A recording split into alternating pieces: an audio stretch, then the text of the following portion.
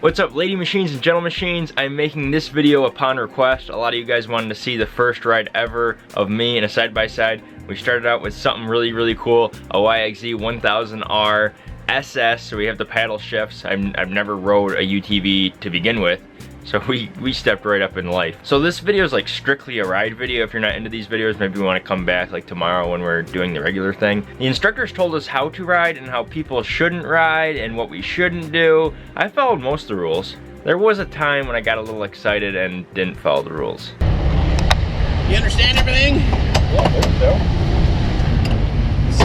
The seat appears all the way back. The steering wheel does move up and down if you need. Keep it in four-wheel drive, okay? As you can see, there's a D. That's we got to put it in to get it started. Then up and down. All right. If you slam on the brakes, it's automatically going to go in the first gear for you. All right. Yep. If it starts beeping, it means you forgot to take the emergency brake off. Thank you. You understand how this works, right? Keep it four-wheel drive. Don't be that guy or gal.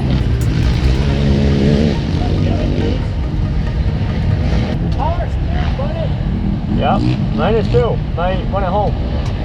Okay.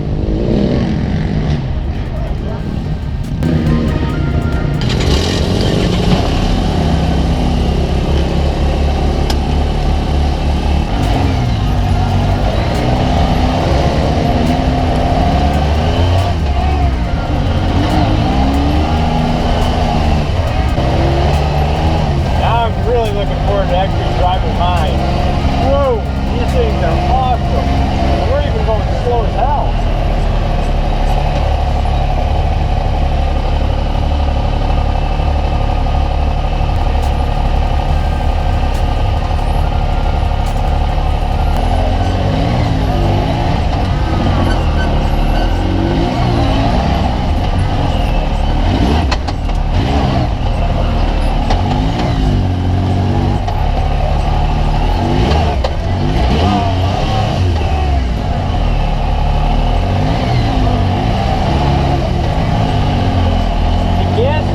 So weird on this thing.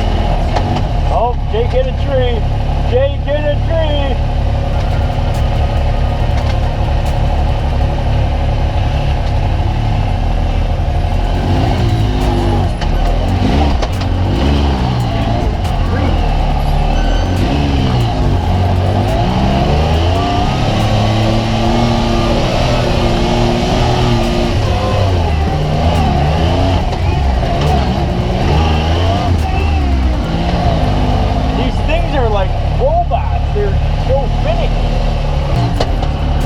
Another tree?